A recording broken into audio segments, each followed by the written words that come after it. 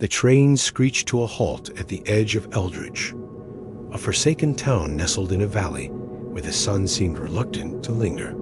Thomas Wren, a scholar of the esoteric with a restless mind, stepped onto the platform, his leather satchel heavy with notes on forgotten lore. The air was thick with a damp chill, and a perpetual mist clung to the cobblestone streets, obscuring the outlines of sagging rooftops. The few townsfolk who shuffled past avoided his gaze, their faces pale and drawn as if drained by some unspoken burden. Thomas felt a prickle of unease, but his curiosity, his insatiable hunger for the unknown, propelled him forward. He had come to Eldridge, chasing whispers of a secret older than the hills, a knowledge so profound it was said to unravel the fabric of reality. His research, pieced together from crumbling manuscripts and cryptic letters, pointed to this isolated town as the epicenter of an ancient mystery.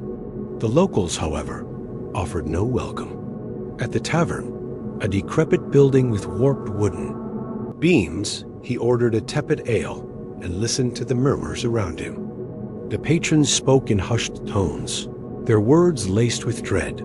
"Don't look up after midnight," one said, glancing nervously at the clock. "It's forbidden. Always has been." Another, an old man with trembling hands, muttered, "Those who do, they vanish, gone, like they never were." Thomas dismissed the warnings as superstition, the kind of folklore that thrives in remote places. Yet the weight of their fear was palpable, a presence that seemed to coil around the room. He sipped his ale, noting the way the townsfolk avoided windows, their eyes fixed on the floor or their drinks. The tavern keeper, a gaunt woman with hollow cheeks, caught him staring and hissed, "Mind your business, stranger. Eldridge don't take kindly to prying." Her words only stoked his resolve. If there was truth to these tales, he would uncover it. As evening deepened, the town grew quieter, the streets emptying as if by some unspoken curfew. Thomas retired to his room at the inn, a musty chamber with a single oil lamp casting flickering shadows. He pored over his notes, cross-referencing legends of celestial omens with the cryptic warnings he'd heard. The clock on the mantel ticked. Toward midnight, each second amplifying his anticipation. The idea of a forbidden sky intrigued him, a taboo so absolute it demanded transgression. He resolved to see for himself what lay above Eldridge at the witching hour. The inn was silent. As he crept to the attic, a narrow ladder leading to a trapdoor that opened onto the roof. The mist had parted, revealing a sky of unnatural clarity. Thomas stepped out, his breath catching in the cold air. At the stroke of midnight, he tilted his head upward, defiance burning in his chest. What he saw stole his breath and froze his. Blood. The sky was no sky at all. Where stars should have glittered, a constellation pulsed with a sickly, iridescent light, its patterns twisting in ways that defied geometry. The stars, or whatever they were, moved, writhing like living things, forming a spiral that converged on a void at its center, a blackness so absolute it seemed to devour light itself. Thomas's mind reeled, struggling to comprehend the impossibility before him. The constellation was alive, its rhythm a heartbeat that echoed in his skull. Then came the voice. Not a sound, but a presence, slithering into his thoughts like oil. Through water. "I am Yaragoth," it whispered, each syllable a shard of ice. "Gaze upon me, and know the truths hidden from your kind. I offer eternity, knowledge beyond the stars." The words were both a promise and a threat, laced with a hunger. That made Thomas's skin crawl. He wanted to look away, to flee, but his body refused, rooted by a fascination that bordered on madness. The constellation pulsed faster, its light searing his vision, and the void at its heart seemed to grow, as if reaching for him. Minutes or perhaps hours passed before he tore his gaze away, stumbling back through the trapdoor. His heart pounded, his hands trembling as he descended to his room. The lamp's flame wavered, casting grotesque shadows that seemed to mimic the shapes he'd seen above. He sat on the edge of the bed, clutching his head, the whispers of Yaragoth lingering like a fever. "Look again," they urged. "See what lies beyond." Sleep eluded him. The image of the pulsating sky burned into his mind as dawn broke. Gray and feeble, Thomas tried to rationalize what he'd witnessed. A hallucination, perhaps, born of fatigue and the town's oppressive atmosphere. But the memory was too vivid, too alien. He glanced at his reflection in a cracked mirror and froze. His eyes, once a mundane brown, now held a faint, unnatural sheen like the glow of distant stars. The change was subtle, but undeniable. Something had taken root in him, something vast and incomprehensible. He knew he should leave Eldritch, abandon his quest before it consumed him.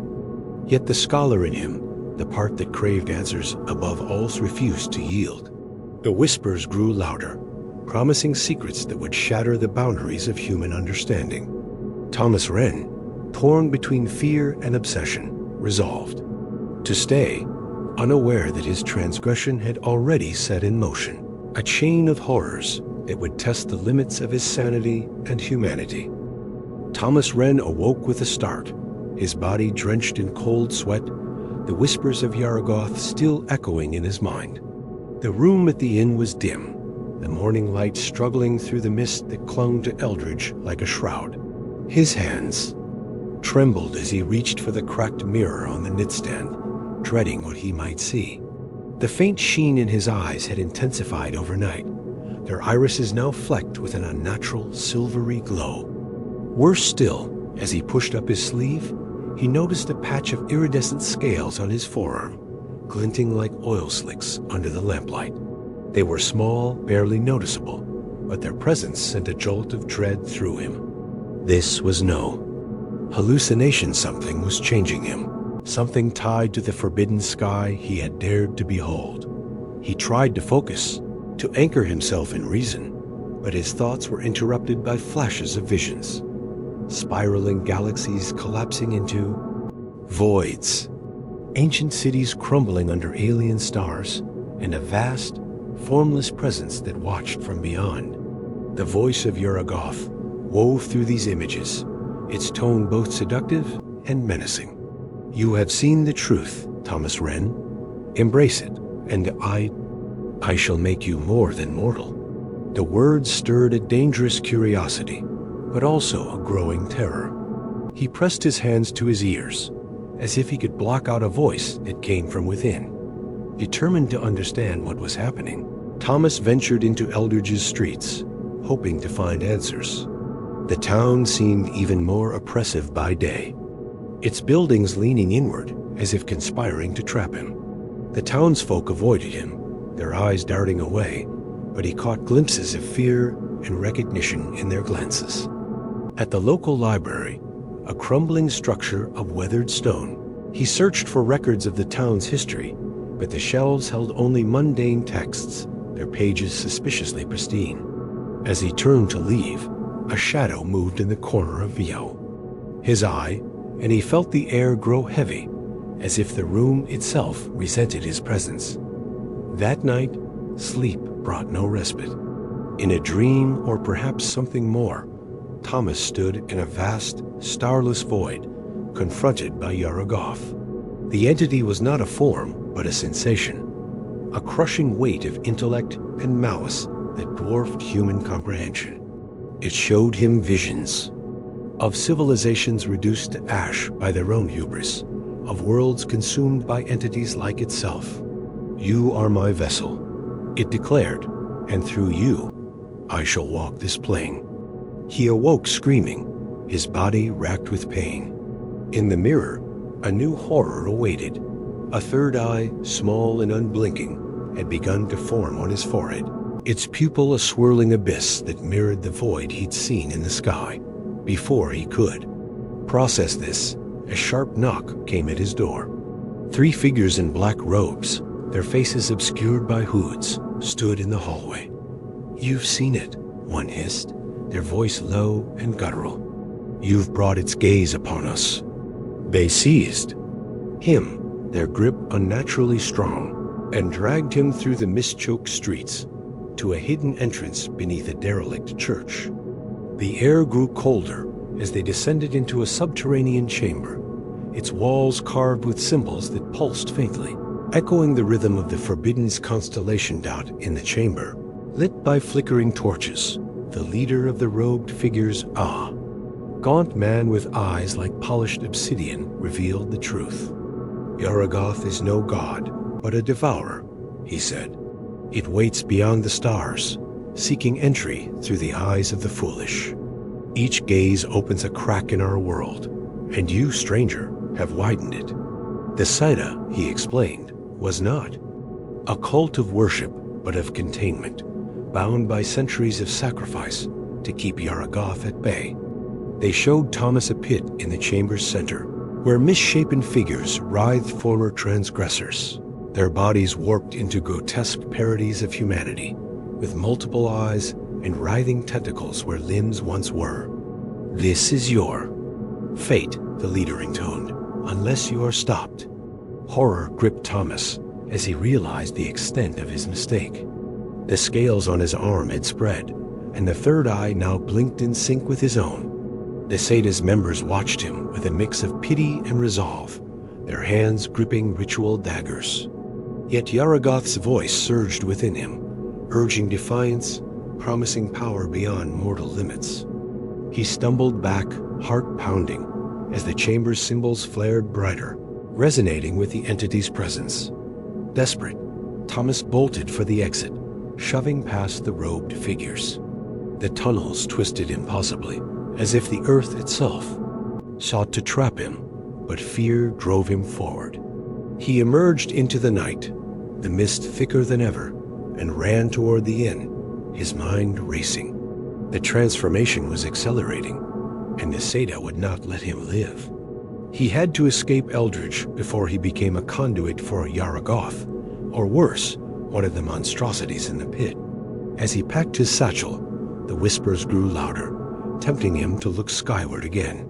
The constellation's pull was a physical ache, a hunger he could barely resist. In the quiet of his room, Thomas made a vow.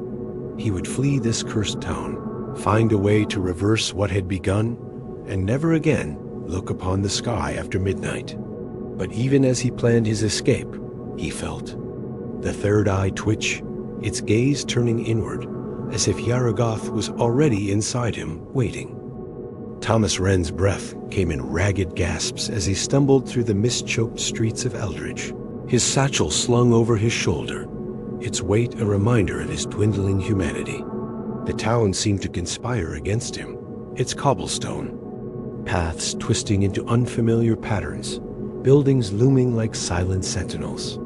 The scales on his arms now shimmered with a sickly glow, and the third eye on his forehead pulsed with a life of its own, its gaze drawn irresistibly skyward. Yaragoth's whispers had grown into a chorus, each word a barbed hook sinking deeper into his mind. "Look upon me, and become one with the infinite." He clutched his head, fighting the compulsion, knowing that another glance at the Forbidden's constellation could seal his fate. As he navigated the labyrinthine alleys, shadows moved at the edge of his vision, formless things that slithered between buildings, their eyes glowing with the same iridescent light as the stars he'd seen. These were no mere hallucinations. They were emissaries of Yaragoth, summoned by his transgression. One lunged at him, its body a writhing mass of tentacles and starlit orbs, and Thomas barely dodged, his heart pounding as he ducked into a narrow passageway. The creature's wail, a sound like glass shattering across dimensions, echoed behind him, urging him to run faster. Seeking refuge, Thomas found himself at the doorstep of the town's dilapidated library, where a faint light flickered within. Inside, he encountered Hargrove, the librarian he'd glimpsed earlier, a wiry man with haunted eyes and trembling hands. Hargrove, recognizing the mark of Yaragoth in Thomas's altered form, hesitated only a moment before pulling him into a hidden alcove behind the shelves. "You've seen it," he whispered, his voice thick with dread. "You've brought its gaze closer." Unlike the Seda, Hargrove harbored no loyalty to Eldridge's grim pact. He was a keeper of forbidden knowledge, hoarding secrets the Sada sought to bury. Hargrove revealed a relic from his collection, a small, obsidian amulet inscribed with sigils that burned to the touch. "This was crafted by those who first bound Yaragoth's influence," he explained. "It won't stop the transformation, but it can dull the call." Thomas clutched the amulet, feeling a momentary clarity as Yaragoth's voice softened to a murmur. Hargrove, risking his own safety, shared a map of the mountains beyond Eldridge, where the entity's influence waned. "The old bridge at the valley's edge is your only way out," he said. "But the Seda will guard it, and the night of the pulsar's zenith is near." Together, they plotted a desperate escape. Hargrove warned that the constellation would burn brightest in 2 nights, when Yaragoth's power would peak, making resistance nearly impossible. As they spoke, the library's walls seemed to shudder, the air growing heavy with an unnatural pressure. Hargrove urged haste, shoving a tattered cloak into Thomas's hands to conceal his increasingly monstrous form. The scales had spread too. His chest and his fingers now ended in claw-like protrusions, glinting faintly in the candlelight. Under the cover of night, Thomas and Hargrove crept toward the town's outskirts, the mist parting to reveal the old Bridger rickety structure spanning a chasm where the river roared below. But the Seda was waiting. Robed figures emerged. From the shadows, their daggers gleaming with an eldritch light, and behind them loomed Yaragoth's creatures, their forms defying reason. Thomas's third eye throbbed, and the amulet grew hot against his chest as Yaragoth's voice surged. "Surrender, and I shall make you a god among men." Visions of cosmic power flooded his mind worlds, bending to his will, stars bowing before him, but he gripped the amulet tighter, anchoring himself to the present. The battle was chaos. Hargrove, wielding a staff etched with protective runes, held off the creatures, their tentacles lashing as they shrieked in alien tongues. Thomas fought through the Seda, his clawed hands tearing through robes, driven by a primal instinct he barely recognized. Blood and ichor stained the bridge as he reached its midpoint, the chasm yawning below. Above, the constellation pulsed with blinding intensity, its light searing through the mist. The urge to look up was a physical pain, a scream in his bones. But he forced his eyes downward, focusing on the amulet's faint glow. Hargrove fell, overwhelmed by a creature whose eyes burned like dying stars. His final act a shouted warning. "Don't look." Thomas, heart heavy with guilt, pressed forward, the bridge swaying under his weight. The Seda's leader, the gaunt man from the temple, blocked his path, his voice cold. "You cannot outrun the stars." Thomas, driven by desperation, tackled him, their struggle teetering on the bridge's edge. With a final surge of strength, he pushed past, sprinting toward the far side as the constellation's light flared, bathing Eldridge in an otherworldly glow. At the bridge's end, Thomas collapsed, the amulet scorching his skin. The whispers of Yaragoth were deafening now, promising godhood, oblivion, everything. His body trembled, the transformation nearing completion, his flesh translucent, veins glowing with a sickly green. The mountains loomed ahead, a faint hope of freedom, but the sky above called to him, its pull a tide he could barely resist. As the constellation pulsed, he faced a choice: to look up and embrace the horror, or to fight on, clinging to the last shred of his humanity, knowing the cost might be his soul.